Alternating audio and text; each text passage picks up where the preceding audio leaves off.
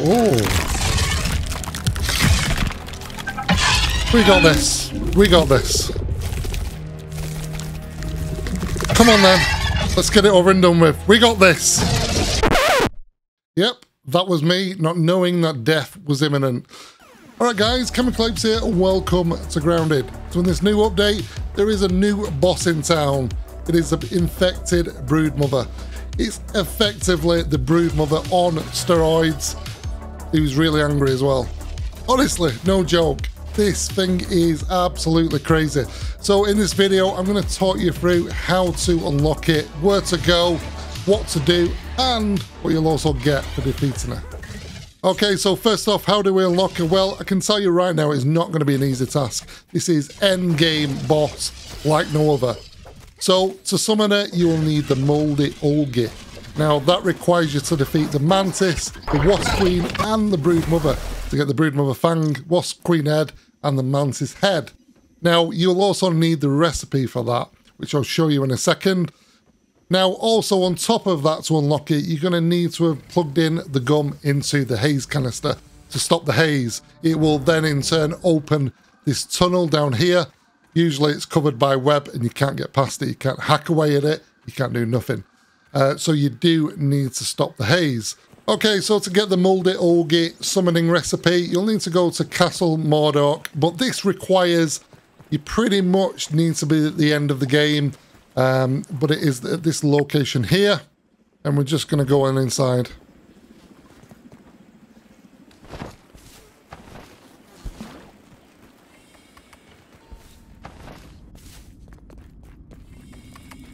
Once inside, you will then see a folder on there, and there is your recipe. The Moldy Note, which will then unlock the Moldy Hoagie.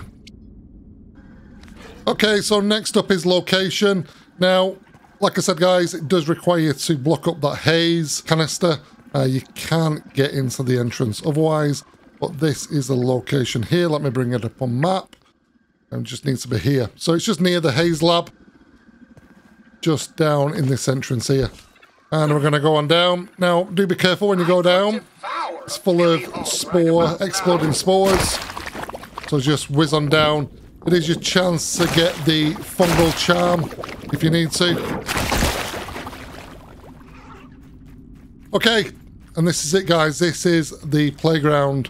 The summoning station is here, and it just requires a Moldy Hoagie. And there you go, guys. So in terms of combat, I'm not going to go into massively in depth on this one. I'm going to do it for another video. But basically, she has 3 phases. Now, the first phase, you'll probably beat her quite easily. She's got a couple of thousand hit points, or health points, should I say. And she can be taken down quite easily. Use Fresh. She is weak to Fresh. I use a Skimitar because it is quicker. The Mallet is a little bit cumbersome for this one. And it also allows you to have that shield as well. Now, what you want to do is just avoid attacks, parry the attacks. So then on to phase 2. Now phase 2 gets a whole lot harder. Now phase 2, she heals herself with these sort of spore bombs. Each one will give her health. They're an absolute nightmare. As fast as you're attacking her, she will heal herself. These spore bombs also do damage to you as well, which becomes a nightmare. Phase 3. Pretty much combine phase 1 and 2.